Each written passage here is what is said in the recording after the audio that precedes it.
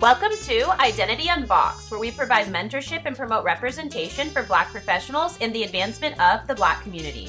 We are seeking guidance from exceptional Black leaders, scholars, and professionals with expertise in their respective fields. We hope to foster a space that promotes authenticity, inclusivity, and restoration for our listeners while exploring the intersection of our personal and professional lives. This project is a culmination of our lived experiences as young Black professionals to transform our life trajectories to overcome adversity and reach triumph. Our intention is to inspire you on your path to discovering your purpose.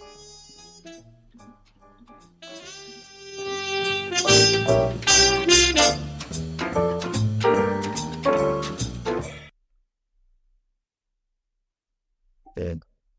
All right. Well, welcome, David, to season 2 of Identity Unboxed. We are so excited to talk to you and learn about your journey. You are currently the Director of Vision Values at the Black Rose Collective. You were formerly the Executive Director of the Freedom Project in Seattle. So we are just looking forward to hearing more about how you've advanced in your career. And just to get started, our first question is, you are the co-founder of the Black Rose Collective, a group of dedicated community organizers and support specialists directed by and accountable to our community of Black, Brown, Indigenous, and people of color of the global majority who are incarcerated, impacted by gun violence, or who face ongoing barriers of the reintegration process after legally being liberated from the carceral system. Can you share how you collectively brought this vision to life with your co-founders and community partners? Absolutely. I think I think we had the benefit of already having been doing the work and having deep-rooted relationships in the communities that we serve, partly because we're all from the community we serve. And so, and we've all been able to navigate through the nonprofit industrial complex and nonprofits and understanding how those mechanisms work. And so it's a brilliant group of folks, all different aspects of our community, all impacted, all with their heart in the movement, and all with a deep-seated love of our community and wanting to dismantle these systems of oppression and understanding how we have to heal and how do we create space for our community to continue to heal. That was a good quote I liked. It said, we have to heal so we stop passing our culture off, our trauma off as culture, right? And so I think it's important for us to collectively figure out what that looks like for us. So I think that understanding that and understanding that that's why we're together and that's why we're coming together. It's not to create a nonprofit per se. It's for us to collectively come together in all our various different brilliance to push this movement forward and to continue that work that, we're standing on the shoulders of our ancestors and our elders and understanding like that's the work we're in. We're doing real community work. And so that's how it comes together. And that's from the space it comes together. That's amazing. Thank you so much for sharing a bit about that. In the background of the founding of the organization. I was hoping you'd be able to share a bit more about what you mentioned about healing so that we don't pass on that trauma to others within our community, particularly when you're working in this space where our community is disproportionately impacted by mass incarceration. So how do you kind of protect your own mental sanctity while working in the space? Oof, that's a beautiful question. It really is. It's a great question. And I think a question this space should probably ask more of and put more mental energy and resources into dealing with, right? So let me say this though. We always say that people don't change, they heal. And when people heal, systems change, right? And we also believe that you have to be at a certain place in your healing journey to be able to do this work. Because the worst thing that can happen is if, regardless of what your intentions are, if you're not in a place in your healing journey to do, and this is difficult work, just as you named, right? Like you're holding the secondary trauma of our community. and you're dealing with some circumstances that you've dealt with. And if you haven't completely healed from some of these circumstances and situations, your ability to help might not be in the place that it needs to be. And on top of that, this deep-rooted investment in our own healing journey gives us access and understanding of of what we can provide. Like it's just like when you've been through your healing journey and you've fought through this and understand it intimately, about understanding that it's not a linear process, that it's a difficult process, and sometimes you fall down and so you get back up, and so what you need in those moments isn't criticism, it's care, right? What you need in those moments is empathy, and that's going to help you get back up, and that's what's going to empower you and to be able to continue to fight. And so that deep understanding only comes from you successfully traversing your own healing journey. And so we try to have a focus on that. Like when we engage our community and giving folks support, we have support plans, right? And a game plan and understanding, like, how do we engage all these different aspects of a person and make sure and keep all that in mind as we build a plan centered around them and with them, as far as not like for them, it's with them, right? Organizationally, we've made a decision to ensure that all of us have support plans so that we can get the support that we need. Because just like I was saying about what healing actually looks like, right? It's not this linear process. You're never healed, right? There's never this situation where it's over. Like I'm healed, so check that off the box and I can move on with my life. You're always healing.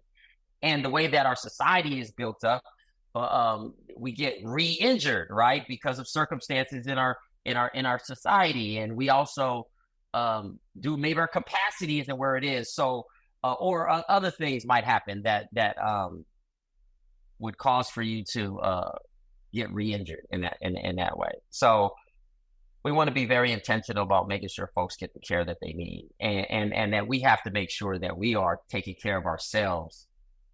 There was that saying about remember when you get on the plane, put your mask on first before you put your child's mask on, and then, so the importance is we have to make sure our mask is on. We have to make sure that we're good. We're the doctor who makes sure you got to wash your hands before you do surgery. So that's how I kind of look at it. Investing in our healing is probably the most important piece for us individually and as a community. I think that's what prevents us from showing up in our brilliance. And so yeah. So that's what I would say. I think it's vitally important, and that looks like a lot of different strategies. It's different for everybody. It's giving folks the flexibility to show up in the work and how they have to show up and get the space that they need. And it also looks like us, maybe coming together in a healing circle or whatever strategies that might be available that are necessary for somebody, whatever they're going through at a particular time. But I think the most healing thing is community. I think the most healing thing is being in relationship with folks who can reflect back your experience and do so with compassion and care. And so us collectively doing this work together sometimes it's healing in itself, as you have support and folks that are in it with you. I love that. Thank you so much. You just shared so many valuable points and wisdom about healing, and just being on that journey, because, the nonprofit space can be hectic and hard, especially when, folks that a lot of people are passionate about those issues because they've been through it, they've lived it. And so one thing that's important to really hone in on is that in order to help heal the collective, you have to heal yourself.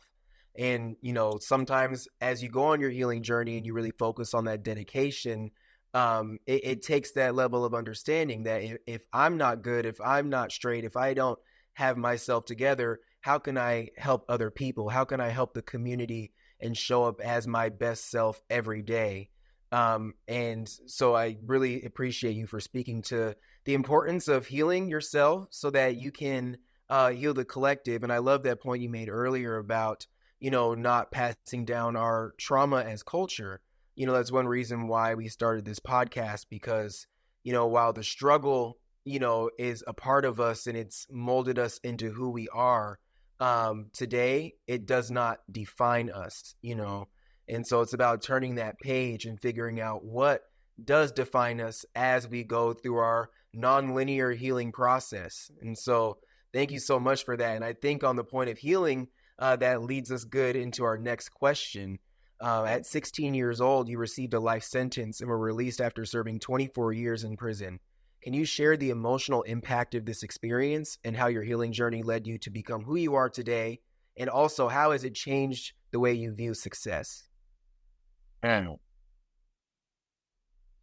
that's a really great question. I really appreciate you, the intentionality that y'all lean into this process, and I do though. I do. These are very, very powerful questions. I emotionally, I think it was difficult. I was a 16-year-old child, and at 16, I thought I was grown. Let's get it clear. I did believe I was grown at 16. It wasn't until you grow up and you see a 16-year-old and engage a 16-year-old that you understand how underdeveloped I might have been, right? And so I think emotionally, if I'm being honest, I was destroyed emotionally. It was, I think for me, I like to say that some folks look at that, what happened at 16 as the event, right? This is tragic event in somebody's life. I look at it like it's the escalation point. It's an exclamation point of consistent messaging that I've gotten since I was a child, So I didn't get thrown away at 16. I felt like I've been getting thrown away since I was a child, the thing through various different teachers and adults in my life who didn't see my value or whose biases made it impossible for them to show up in my life in a way that was actually productive or something that I can wrap both arms around. And so I think, so it was like you get this consistent messaging all your life that you're not valuable, and that and then this moment happens where it's like it's official, you're not valuable, and it's not like a figurative being thrown away. Like you have a judge telling you you don't deserve to be in our society, and all this other, like undressing you like as a 16-year-old. So for me, I think my brain was spinning. I really couldn't comprehend the magnitude of the moment. I just was stuck. I was stuck there. And then it wasn't until afterwards, a couple minutes later, when they took me back to my cell, is when I actually broke down and was emotionally just trying to make sense of it. And so I think that what that does to somebody's spirit, to be what felt literally being thrown away, is super significant, right? Like, I think then having to deal with the going to an adult penitentiary had its own challenges. But I would say this though, being able to start my healing journey, and I started my healing journey because there was an amazing couple that came on the inside and gave me empathy. And I like to describe empathy like, I like to use this analogy of black crows, right? Like if all you seen were black crows, then you believe all crows are black, right? But if all you see is one white crow, that's all you got to see is one white crow. You don't got to see two. You ain't got to see 10. You ain't got to see 100. All you got to do is see one white crow, then you know all crows aren't black. You know it, right? And so that's what like empathy was. They gave me empathy. And so you can't unsee empathy. And it was like, so it gives you hope. It gives you a belief that it's here, right? Like this is real. Like you have this idea of what the world is because of what your experience was. But when somebody was able to give you empathy, it was healing. And it gives you permission to heal, to understand when you don't think you're of value or you don't think that you matter much in our society. Sometimes you need permission to heal because you don't think you deserve to heal, especially if you cause harm, especially, you know what I mean? And so that was powerful for me to be able to get that care and that compassion and that empathy interjected into my life. And so what happens is that moment of being thrown away, now I'm not in my shame spiral. Now it's fuel for me not to want to see nobody else thrown away, right? And so and that's the funny thing about trauma, right? We as we heal, these things could propel us forward in doing some of the great things we need to do in our community or in our lives, right? But at the same time, if you're not taking care of ourselves and if we're not actually healing, right? If we're just stuffing, right? It can have this opposite effect and immobilize us and paralyze us and make us not want to show up, or make us show up in ways that aren't healthy or aren't, you know what I mean? Aren't conducive to us being successful. And so when you ask your question about, which is all great questions in the way that they were framed, as far as about how that affects what I view of success, my view of success, or my definition of, right? Me being in the circumstances I was, where I didn't believe I was going home. I did 24 years. I did 20 of it believing I was going to die in there, right? You know what I mean? And so, but I got on my healing journey when I didn't believe I would ever come home. And I did so with this belief that success is a process, not a destination, right? Like, I didn't have to be home. I didn't have to have any other specific trappings for me to be successful. You don't have to have a lot of money. You don't have to have, you know what I mean? Success is a process, right? It's the journey. You know what I mean? It's how you get there. It's how you show up every day and every moment, right? Like, it's how we live our lives. It's who we are, right? That's success. And if I'm showing up to be the best version of myself in this moment, yeah, maybe not 10 minutes ago and maybe not tomorrow, but in this moment, right? What happens is when you show up like that, or that's your perspective, you wake up a year, 2, 3, 5 years later, and you realize the relationships that you have, the quality of the life that you have, what you've experienced, and what you have real possession of, and that's relationships, and that's these experiences of being able to be value for your community and for your society and your world. You realize you've been successful. That's what success is. And so that's what I believe success is. That success is not a process. Success is a process and not a destination. But it has a beautiful ability of taking you to some amazing destinations if you just stay successful every day. Wow. This was very poignant. I feel so moved by what you said, particularly when you discovered that glimmer of hope when you were at the lowest point in your life, because someone had shown you that empathy. So then you were able to move forward in your life with that same feeling of there's something ahead and I am not disposable as you've been told. And I was hoping if you'd be able to share a bit more about that feeling of being told that you were something that was disposable, that you felt inferior because of how the system had framed narratives to people in our community. And when you were on the inside, what do you think major improvements are that need to be made to actually center that healing that you discussed for those that are incarcerated? Absolutely. I appreciate the question. I think what some people might not realize, a lot of folks in our community realize it though, but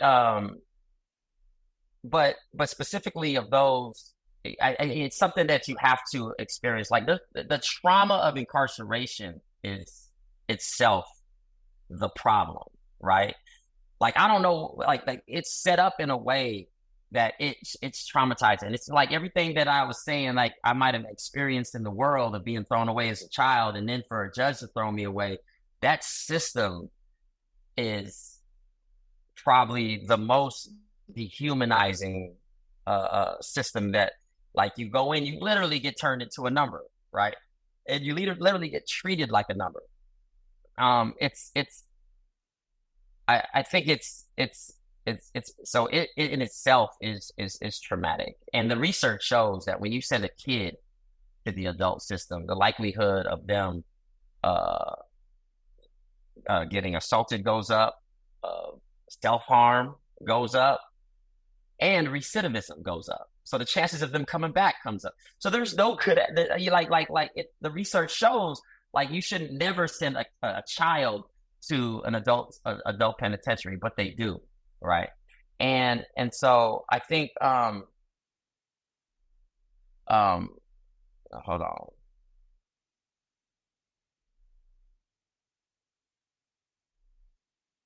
So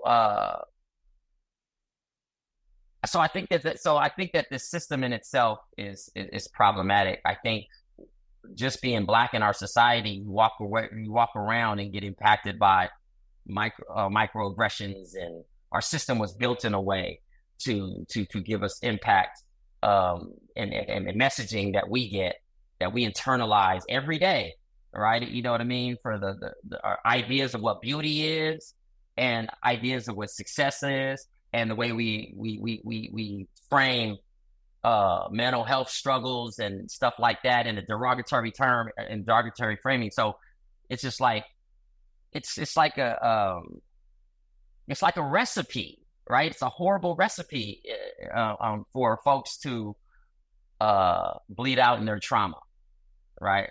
To sit in their trauma responses instead of getting connected to what we need to do. So I think that in what I appreciate, I was able to begin that healing journey in those circumstances. I also believe that what can we do? We could treat people like people, right? I think that the one thing that this system does is it disconnects from each other's humanity, right? And that's why these things sound like amazing ideas, right? Like this punitive system of believing that you could punish folks in a way that would adjust their behavior so that they show up differently in our society, but not understanding what the problems also really come from, and these systemic issues that create the circumstances. I mean, we've criminalized poverty. Let's be honest, right? And so you believe you got to correct behavior, but you don't understand. You need to correct the system that's creating these inevitable results. You know what I always get frustrated about is they have this perspective of like folks who you got to pull yourself up by your bootstraps, right? And that if you just work harder and all these other lame perspectives that they have about our community, that we're lazy or all these other things, right?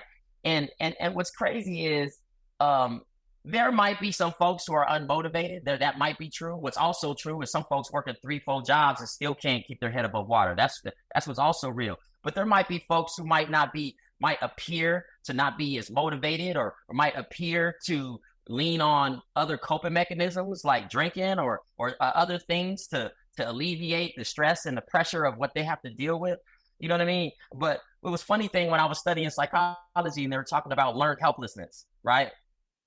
And when you think about what learned helplessness is, right? They did the experiment where they had the dog in there, right? And they shocked the dog. And if the dog jumps over the thing, it does what you want it to do. It will continue to jump over the thing, right? It'll listen. But if you shock them, no matter what it does, it don't matter what it does. It jumps over the thing. You're still shocking it. It just sits down, right? It just sits down. And so what I'm saying is learned helplessness is real, right? You know what I mean? Just imagine the impacts of poverty and just imagine the impact of racism, right? Systemic racism. Just imagine all these things, right? And then imagine a society that doesn't believe that it's real. That tells you that it's not real. Like, no, that's not true. You're just not working hard enough, right? Like, they don't know you didn't put in for 30 jobs, applications, and every time that they turned you down. They don't know that. All they know is you don't have a job, right? They don't know that you didn't put in for all these different housing spaces and stuff like that to get housing. And every time you got to sit up there, you got to talk about your background, and you got to do all this. You got to put you got to get vulnerable every time and subject yourself to be judged in that moment and get refused the resource that you actually need. And they've told you no over and over and over again, right? They don't know that. They just know that you're unhoused, right? To them, you're just unmotivated. You're not trying hard enough. And there's a funny thing about it happened in my childhood, and it happens a lot in our community, it happens a lot in the world, is when you get consistent messaging, we start internalizing that messaging, right? There's this magic trick that happens after consistent bombardment of these messages, and we start to believe it, right? And then that internal voice, they don't need to say it anymore. That internal voice is harder on us than anybody else on the planet. And so it's telling us we ain't nothing. It's telling us this is why you ain't got nothing, because, you know what I mean? Like, if you really wanted it, you'd have it. You know what I mean? Like, if you haven't made these mistakes, then you'd probably be in a better decision. This is your fault. You did this, right? You have this voice that's just, every time you want to stand up, it sits you down. And so I just want us to just, make space for that. You know what I mean? When we're talking about it, it's hard to walk around in our skin. We do, though. I mean, we are resilient, we're brilliant, and we're amazing, right? We do. You know what I mean? But there's something to be said as far as having somebody validate our experience, right? That's all I'm saying. I'm not saying, you know what I mean? I was just saying, it's sometimes we got to validate our own experience to understand, like, listen, I know it's real. This is what's happening. But we gonna win regardless, right? I understand that because we built that way, right? You know what I mean? I can only imagine the struggles that y'all have to traverse and navigate through, and y'all still showing up. And look what y'all doing now. I think it's amazing. And so I think that's so I probably listen. I don't know where the question was and what we talk about now, and I'm sorry about that. But if there's something that I have to revisit or touch on that I didn't answer, please re-ask. I'm sorry. No, that was wow. That was so powerful, because I feel like you just touched on so many root issues in our community, and like you said, in the world, that lead to people feeling this internalized guilt and internalized shame. You brought up, even before you received your sentence and were told by the judge, you don't deserve to be in society, you don't belong, how you felt cast out and thrown away as a child. And I feel like so many people, hear these things from a young age, when really these systems, like you said, are not built with us in mind. And so we're told we're lazy. You can't do this. You can't do that. You're not worth it. Why aren't you working hard enough? Or, just these constant judgments that are thrown at us from a young age. And like you said, that internal voice gets really loud. And I loved what you said about, I believe you called it, like, what did you call it about when you mentioned the study with the dog? Learned helplessness. Exactly. Yeah, learned helplessness. How when you hear so many negative things about yourself and you're trying to persevere, they don't know what you've been going through or how many jobs you've applied for if you don't have a job, and then you keep getting this rejection and it just burdens you, and then you just lay down. And I think that's what we're taught so often in our community is keep your head up, keep fighting, keep going. Mental health is often stigmatized. We're told not to worry about it. You should be strong enough to push through. And it just burdens on us until we collapse. And so I would love to hear a little more how you overcame this. And do you have any strategies for people who feel like they're misfits or feel like that shame, like they don't belong from all those years of conditioning, and how to kind of reframe that narrative of that internal voice? Absolutely. I think love is probably the most transformative force on the planet. When you really look at all our stories, right? Like, we go through life looking for love, right? We looking for this from our caregivers, our parents, from our families, from our community. We're looking for love, though. And when we don't receive love, we find alternative strategies, right, to meet our needs. And sometimes those strategies aren't healthy for us or for our community. But so it's like there's this transformative power of love and empathy. There really is. And I think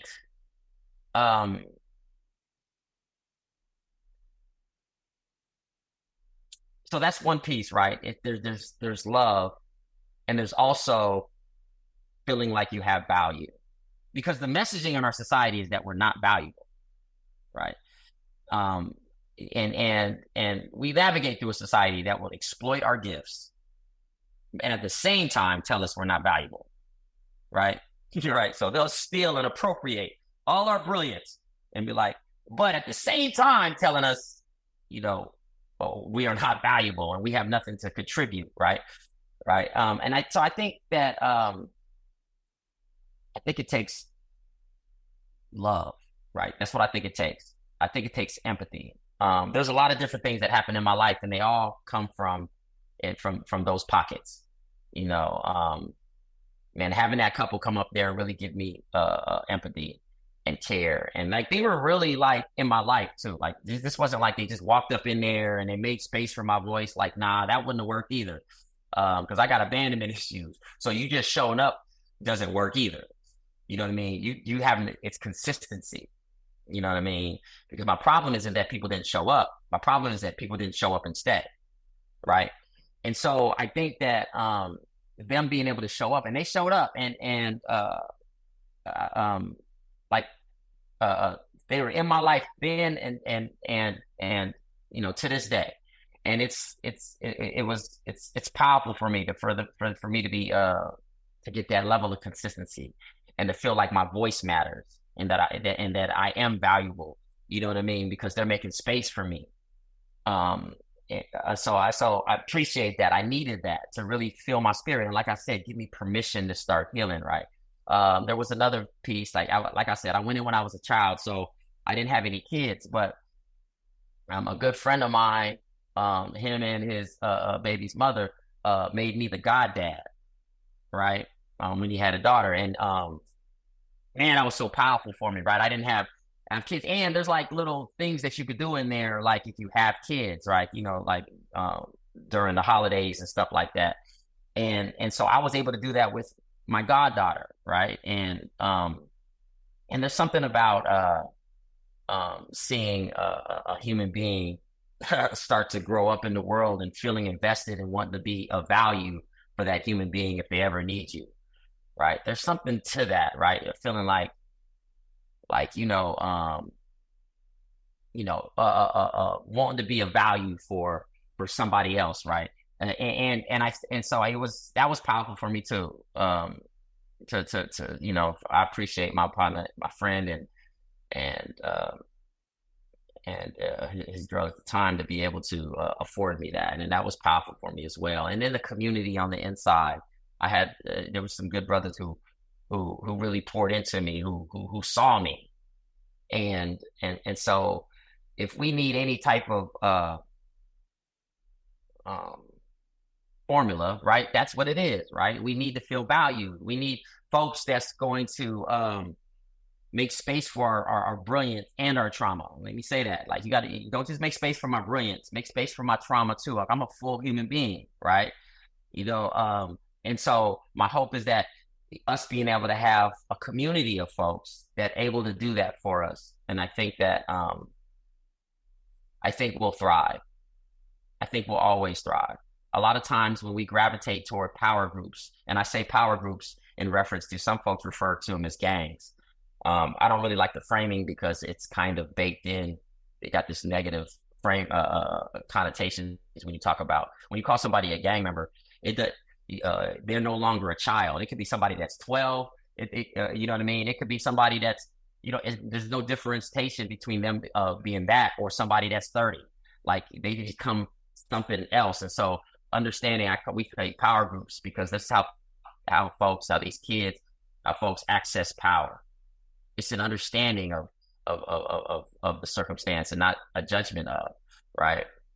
But a lot of folks might lean into these power groups trying to meet that need of community, meet that need in a space of folks that, like I said, that's going to reflect back their an understanding of what they've been through, because a lot of folks have that shared trauma. And so that's what we need. We need community. And I was able to find that in a circumstance that doesn't incentivize that.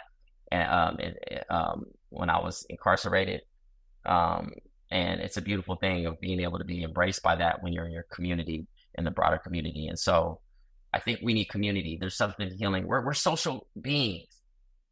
That's another thing that I like to say about healing. A lot of people talk about healing like it's this individual thing, something that you got to go into the corner and go figure out, right? But I don't believe that's to be true. I believe just think about those moments when somebody sees you, like when you feel seen. Like think about what that does for your spirit. Think about when you're on the opposite end and you're bleeding out, and think about what that voice is saying though. Nobody loves you, or you know what I mean? Like think about what is reflected back to you. It's the direct opposite. And so that's why we need a village. That's why we need compassion and care. That's why we need each other, because you need a competing voice in the room. Because just imagine the person that tells you need to go figure out what healing looks like for you, and you're alone with that voice, that negative voice. That's who you're alone with. So just imagine if you're listening in a room and you heard this person disparaging this other person. You're not just gonna leave them alone in there. You're gonna walk in and be like, hold on. You know what I mean? You're gonna de-escalate, right? You're gonna let them. That's not true. That's not true. This is that and the other. And you're gonna want to fill their cup with some competing voices and a competing understanding and a perspective of, no, you have value. And so I really believe in the power of community and us being able to heal collectively, because I believe that that's where healing. There's some things we have to deal with internally, absolutely. But as my story reflects, that process wasn't even able to start until I was able to. A community was able to reflect and give me permission to heal, and to give me what I wasn't able to give myself, care. That was very beautiful. Wow, you touched on so many valuable points, particularly when you mentioned about how the system has been erected to make us feel in our community that we are inherently invaluable. And so you begin to believe that framing about yourself, and you can't muster up that self-worth to be able to chart a new path. So being able to have that community can be so uplifting and help you find that hope that you're looking for. So I just commend you for sharing that. And yes, our healing, it is individual in some aspects, but we're multifaceted people that we need to unite together and validate each other's experiences. Because a lot of times I think so many of these mental health issues and all of these crises that people are experiencing are usually a result of them feeling so alone. So having those people show you that you do matter, that you are valuable, and being able to hear stories like yours, like you are humanizing this issue by like just being here with us and speaking to that journey, because I don't think enough people hear about how many highs and lows that you had to endure, and others that are incarcerated because there's not the opportunity for that. And I was hoping you'd be able to speak more about your healing journey following when you finished your sentence after 24 years. When you got out, how did you navigate being in the world again? I mean, that's something that I hear is the most difficult part of leaving the system. And you had talked about recidivism, particularly for those kids that are introduced into adult prison systems. And, a lot of times they fall back into those negative, experiences and people that they're with simply because they don't feel that there's anything more for them. And there's so many barriers. So how did you navigate that? And did you lean on certain people, or maybe willing to talk about that? Absolutely. I don't know if you understand how really great that question was, though. Thank you. Because no, it's a really good question. No, it's really good because what I learned in my healing journey as I transitioned out, and all the stuff you're saying is real. It was difficult. Just imagine, I have never been an adult in the world. You know what I mean? Like I was a 16-year-old child, right? And so now I'm in the world, and it's a different time. I left in 1994. Just think about what the world was in 1994, and then think about what the world is in 2017 when I got released. Like, it's like I stepped onto a different planet, right? But the thing was, so I had a lot of strategies, right? Being able to take care of myself and to emotionally regulate myself in those circumstances. I had to learn these things to navigate for so many years. And those things worked for me. They really worked for me. I used to work out all the time. I used to meditate and process regularly. And I used to, have community in there. I used to pour into my cup. And so there was a lot of strategies that I had that really kept feeding me in a way that really nourished my healing journey. What I realized though when I got released, it was like there was a lot happening, right? There was a lot happening when I got released. A lot happened quickly. I got out, I volunteered at the Freedom Project, got hired. Within a year, I was the executive director, and then we built in, like, there was a lot of stuff, and I'm in community, and we community events, and there's a lot of stuff, and I had the benefit though. There was this amazing opportunity when I got released. There was this Black Men's Healing Circle I was able to be a part of. And that was so powerful for me, especially being fresh out, and to see that all these established individuals, some of them prominent positions in our community and in our society, all dealing with the same issue. Like, it was really powerful for me to see, because it'd be easy for me to individualize my experience and what I have to hold being Black, navigating through our society, right? But to see all these other strong, powerful Black men who are trying to heal from some of the same stuff I'm trying to heal from was really powerful for me to be in space with. And so that was powerful for me. But there's this thing, right? So I think from the outside looking in, I came out. I mean, when I first came out, I was working like 3 jobs and volunteering. I was grinding. I was putting it together. And then I got a lot of success early, right? Where I was, so for the outside looking in, it looked like I was doing really, really, really well, right? But emotionally, I think it was really difficult for me. Like, it was really difficult. Remember the couple that came inside and gave me empathy? The husband, he passed my first year out, right? That was really hard for me, right? Like, to really, and then my uncle, who I've named after, my namesake, my favorite uncle. I loved that. I loved him. And he's the other person in our family who did a lot of time. And he was incarcerated when I was incarcerated, and he used to write me and try to pour into me when I was younger and stuff to make sure, like, I'm good. And so he passed that year too when I got released. And so I'm losing these aspects of my support. And it was, so that was difficult. I got back together with the love of my life, you know what I mean? My girl, when I was a kid, you know what I mean? We got back together, and then we got married that next year. And so there was a lot of stuff happening emotionally. But I think for me, I have a friend that used to always say, he's like, it's like a person walking up the stairs with boxes. Like, if you don't struggle, if it doesn't look like you struggle, nobody asks you if you need help. Right. And so, nobody was asking me if I needed help. Folks was asking me for help, right? Because they figured, you know what I mean? They were like, a lot of folks might pour into me, but they might lean into me, but they needed leaning into me because they need support. They're struggling. They're going through this. They're going through that. And so I think, and you want to be there for the folks you care about and the folks that you love. And so I think it was, I think the transition was hard. And then emotionally, it was hard. It seemed easy on everything else, right? Because I was preparing for this moment, you know what I mean, for 20 years, right? I knew what I was going to do. But what I didn't understand was, and I started to get a little more educated on the impacts of the trauma of incarceration. I started to understand that when I got released, like, what was still lingering, like just for an example, like, you're told when to eat every day. Like, when chow time happened, they open the doors and you got to go eat. If you don't eat, you're not eating, right? And so you get told when to eat every day. And so what's natural occurrence for me, and my wife used to try to have to be supportive with that, is I'll go all day without eating, though, because I'm not being told I need to eat, right? Like real talk.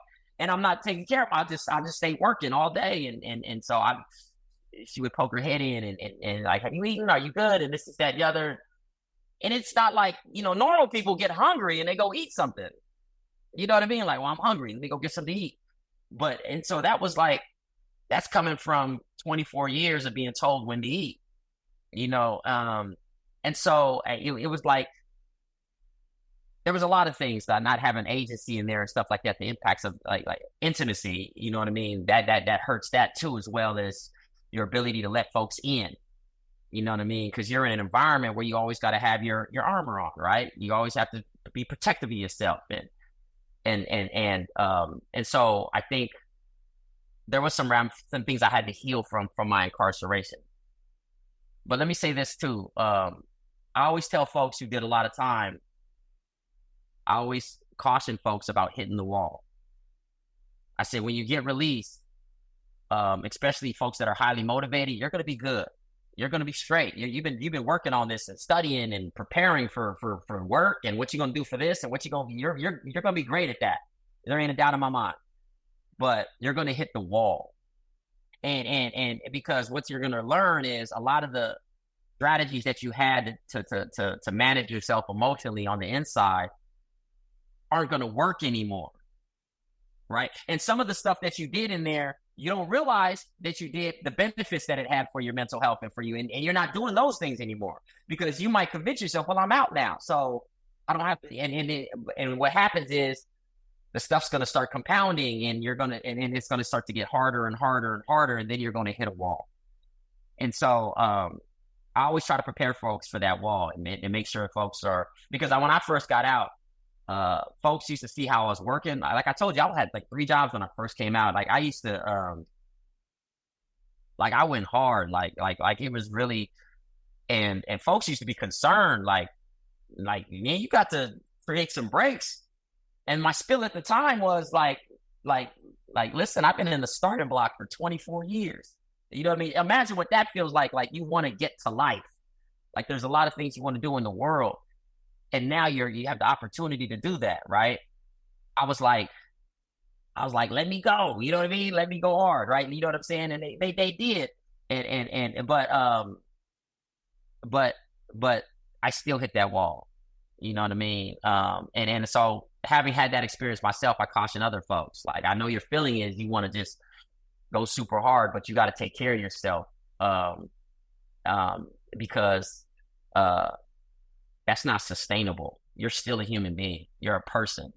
I used to say when I got released, I was a machine. I am not a machine. Let me promise you that. That stuff sounds cool. It sounds slick in a moment, but you're not though. You're a human being, and you need care, and you need rest, and you need and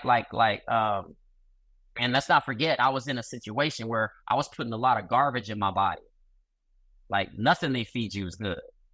It's all bad. It's all processed. Half of it has labels on the label saying that not for human consumption. You're like, wow, they feed us this, right?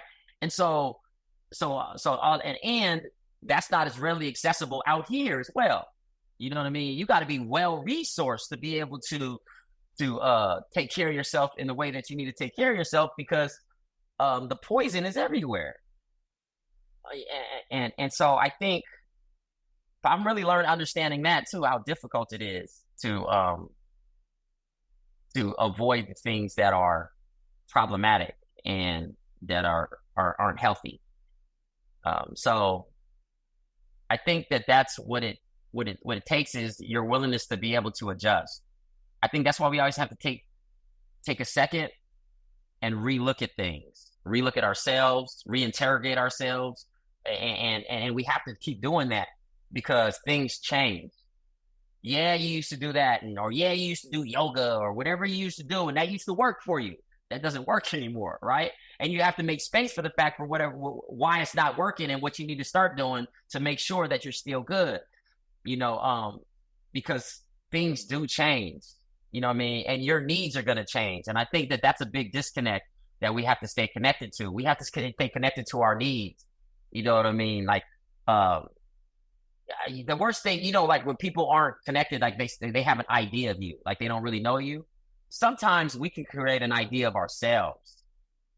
I've seen that. And a lot of harm comes from this idea of you. This is what I need. And this is what I need. Well, that's what you needed. But is that what you need now? You know what I mean? Yeah, you did that. Like you're able to work 24 hours a day and not sleep and rest. But can you do that now though? You know what I mean? Like you did that at a moment in your life, But that doesn't mean you can do that now. And I've noticed what some people do is they'll always point to that time in their life where they're able to move like a robot. And they're like, nah, but I was doing this. And then they start feeling shame that they can't do that anymore. And I'm like, nah, man, listen, like life happens, right? There's a natural flow to things. And we have to always deal with ourselves where we are. You know what I mean? Sometimes the world ain't going to be able to see us. Sometimes the world is going to have this idea of us by how we showed up in the past and how they envision we're going to show up in the future. But our responsibility is to always see us where we are, right? And that only happens if we stay connected to what our needs are and how we're feeling, right? And so we have to stay connected to ourselves. And so I think that that's one of the biggest things that I've learned in my process is to keep reevaluating where I am and what I need. Because we struggle, we're stressed. These things happen when we have unmet needs. There's needs not being met. So figure out what those are. You know what I mean? And so that's probably a pretty big takeaway. Keep reevaluating yourself. Make sure that you have folks around you who care about you, who's going to be honest with you, who can support you in that too. Because like I said, sometimes we have an idea of ourselves that isn't true. Wow. You touched on, I'm just loving this, honestly. No, You touched on so many great points from so many wide-ranging issues, from the personal healing journey to what you experienced when you were in the carceral system. And, you know, from your experience and your struggles afterwards, it makes me think of like Khalif Browder. You know, people know his story of how he was in New York and took his own life after being subjected to that inhumane treatment. You know, how you mentioned they're feeding people food that is not even for human consumption and just treating you as less than human. The dirt cheap labor for the profit of major corporations, and just so much mistreatment and mental distress that isn't really taken care of. And when you're in that space, it's almost like you're treated as subhuman. And it reminded me of, I took this class on Nordic culture, and we specifically in one part looked at, you know, the prison system in Sweden. And a lot of what they do, if I'm remembering correctly, is, you know, there's more introspection on like the individual case. And, you know, sometimes they're able to cook their own food. They're able to actually leave the prison and go shopping on their own and come back. And it's from this place of really wanting to integrate people back into society. And I think, like you said, when you got out, you were just moving like a machine. It's so hard for people to get reintegrated back into society, especially when they're feeling that guilt and that shame, and they went through all of that trauma. Like you said, always having to wear that armor while you're in there because of the environment. And so I would love to hear, you know, just from your lived experience, what are some major changes you find to be a priority in criminal justice reform, you know, whether it be while you're in there or, you know, restoring folks when they're out? Absolutely. Y'all are amazing listeners. I just wanted to just highlight that. I'm kind of in awe, though. I might have to take whatever y'all workshop is. Thank you. We don't have any workshops, so maybe we got to start. I'm just saying, though, like, listen, like, it's a gift. Okay, so real quickly, state the question for me one more time. Yeah, so, you know, just from your lived experience, you know, when you were in the system and now that you're out of it, what are some major changes that you find personally to be a priority when it comes to criminal justice reform? You know, while you're in there and, you know, helping people get to that level when they're out of, you know, what they would define as success. Okay, absolutely. All right. So there's in answering that, right? So there's some basic premises or beliefs that I have that impact that answer. I really believe when folks are connected to our own humanity and the humanity of others, the strategies we think are good strategies are going to change. Right. I think we only have the system we have now is because they're disconnected from the humanity of the folks who are subjected to that system. And specifically for Black and brown folks, like specifically, like the system was built for a specific purpose, right? You know what I mean? Folks still doing backflips about the 13th Amendment and understand that the 13th Amendment laid the foundation for the oppression to evolve, right? It wasn't. It really wasn't a good thing. Just to highlight, it wasn't. And oh, Honest Abe, he said that if he could save the union without doing anything, he would. You know what I mean? Like that wasn't his goal. His goal was to protect the union, right? To save the union. It didn't have anything to do with black and brown bodies, man. It didn't have anything to do with us, you know. And so I say that to say that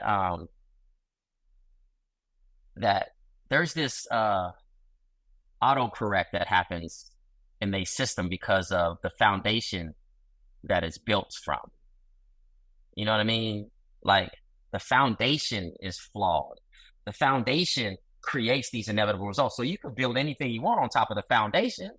You could pass the 13th Amendment and you could pass the Civil Rights Bill and you can do these things. And what the system does, because of the foundation that it's built out of, it's going to evolve. So when you give a 13th Amendment, now you have the black codes and convict leasing and so this is what you have, right? And then we have the Civil Rights Bill. Now you have mass incarceration, right? I think that it's always going to autocorrect, right? And I think the only way for that not to happen is for us to stay connected to each other's humanity. When somebody comes through the system and they look like the people who are subjecting them to whatever, and they see some connection to them, part of their story resembles their story, how they get treated is drastically different when the person that comes through is somebody that they hold deep rooted biases about their criminality. And when our kids come through the system, we get declined on to adult status at a higher clip. And they say that the research shows that judges have this inability to see our kids as kids. They adultify them, right? So when a black child does something wrong, they believe that that's part of this character. And when a white child does something wrong, they have more space to make that, his circumstances, and this is what he, all this other stuff. And so at the root of that is connecting to somebody's humanity, right? That's what we need. We need folks to be able to connect to our humanity. And because what you don't realize is when you're not connected to somebody else's humanity, you lose a little bit of yours. You're sacrificing a little bit of your humanity in that exchange. You're not seeing your own humanity, And so I think that, that's important. So I think when we're in that space, our strategies are going to look different.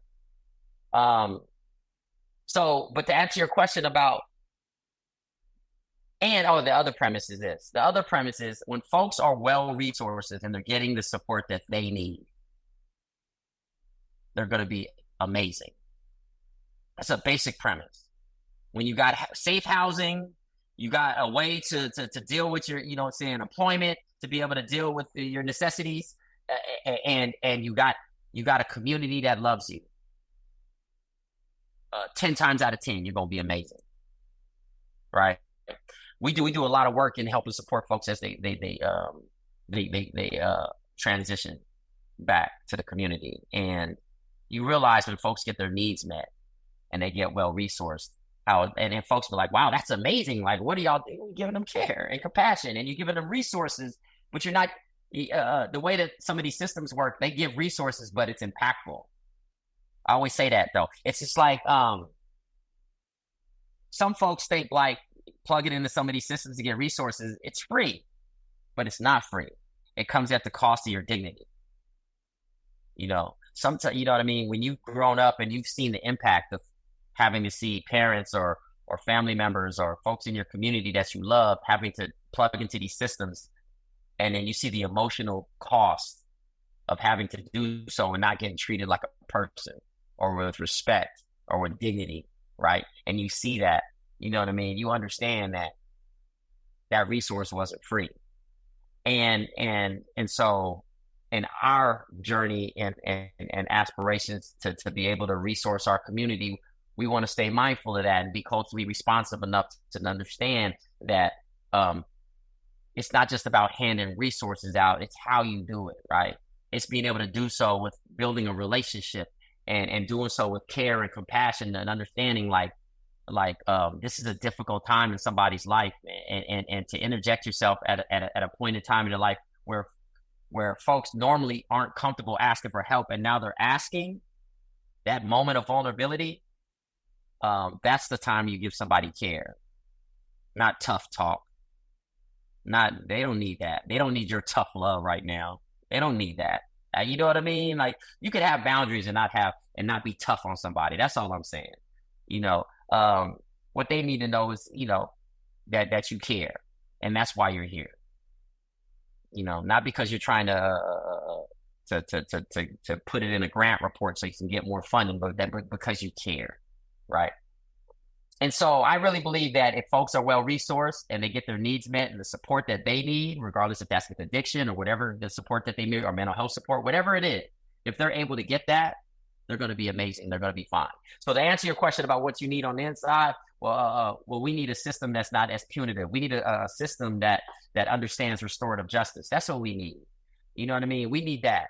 We need to stop locking folks up. Like, listen, I think at the end of the day, we talk about criminal justice reform. We need processes that allow for folks. I got released because the only reason I came home is because of the youth brain science. That's it. You know what I mean? I came home because of youth brain science. And because of that science, they changed laws that allowed for me to petition for my release after 20 years. Because it says that for a child to have to do the rest of his life without the opportunity of being redeemed is cruel and unusual punishment, right? That's unconstitutional. You shouldn't be able to do that. A kid whose brain isn't fully developed be able to make a decision or a choice, and that affects them for the rest of their life, right? And that's on the back of, it wasn't long ago where you couldn't put a kid to death. So what it was is one of the only few places in the world that still you could put a kid to death. And so it started with the death penalty and it went to life. You know what I mean? And so I benefited from this idea that a person's brain ain't fully developed. He should have the opportunity of being redeemed, an opportunity to be looked at later. You know what I'm saying? And when able to do that, they blessed me with the opportunity to come back to the community and do this community work, right? And what my argument is, having been somebody who did 24 years, who navigated with a lot of folks on the inside, who cultivated relationships with folks on the inside, who was able to pour into, and some of these guys poured into me, right? Is the saying, like, this is no longer about punishment, and this is about what we're losing as a society.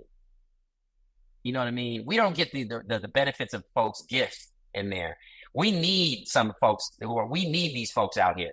This isn't about them anymore. It's not about you need to let them go because that's the best thing for them and their family, even though those things are true. But what's also true is we need them in our community. You know what I mean? And lucky for us, there has been folks for the last few years that they have been getting released through clemency, through various different bills and stuff like that. And you see how amazing folks are doing. You see how much needed it was. Like you could see the impact of it. And so my argument is, like, you know what? We should take a second look. We talk about reform. That's a reform. A reform is take a second look. Bring parole back. You know what I mean? That's all I'm saying. I'm just saying, have a second look. Have an opportunity so you can look at a person's situation and who they are now and have the ability to be able to, like, you don't belong here anymore. Give yourself that little room. That's all I'm saying. A little room to be like, maybe we were wrong 30 years ago about who this person would be in the rest of their life. Because now we got a 30-year track record of this person showing up amazing inside, doing all these amazing things for the community on the inside and for the community out here. You know what I mean? We see it. So is it possible for us to make space for that? And so my hope that they would do some second looks. My hope is for that. You know what I mean? But out here, I think that we need more resources, and we need to stop funneling these resources through these systems. We need to do it through community organizations who actually have relationships with the folks who are transitioning back. I think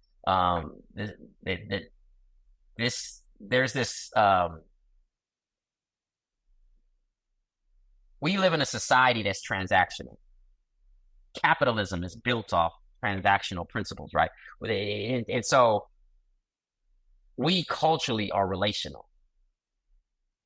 And I think that this disconnect from relationships, because if you listen to the system and dominant culture norms and stuff, they denigrate relationships.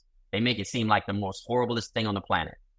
You can't have relationships to do business. You can't have relationships to do like it's pretty prevalent. So I'm just saying, but we know in doing this work and doing community work that relationships is the most important thing on the planet.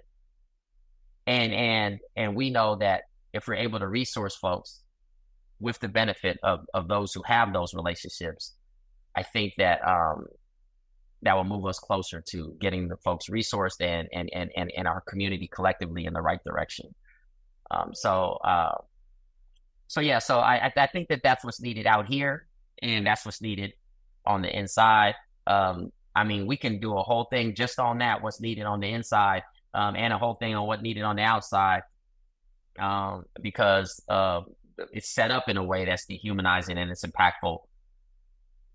And there's a lot of atrocities, that's happening on the inside. And the sad reality is the system isn't built for us to be successful. And we can understand that walking around in black skin, right, starts to become an expectation that we be exceptional. Just think about it. Just think about how we were raised. Think about the advice we used to get, like you got to work harder, you got to do this, you got to do that. Yeah, think about when hard stuff happened or trauma happened. It's like, listen, you're resilient, you good. Think about that. That's the advice we get. We need care. Sometimes we need care. Like sometimes I want a day where I don't have to be a superhero. That's all I'm saying. Just one day. I want to take the cape off. Just this one day. I want to take it off, right? You know what I mean? Now, don't get it twisted. We're going to put it back on and we're going to do what we got to do, right? I just don't want us to disconnect from our humanity. We're still people, man. We still need care. We still need rest. You know what I mean? Yeah, we're resilient and we can deal with a lot, but the fact we have to is still an injustice. I just want us to stay connected to that. You know what I mean? Because these systems don't. You know what I mean? They still teach medical students and stuff like our pain tolerance is somehow higher. Man, this is from slavery. Like, let's want y'all to really understand that. Like some folks really believe that.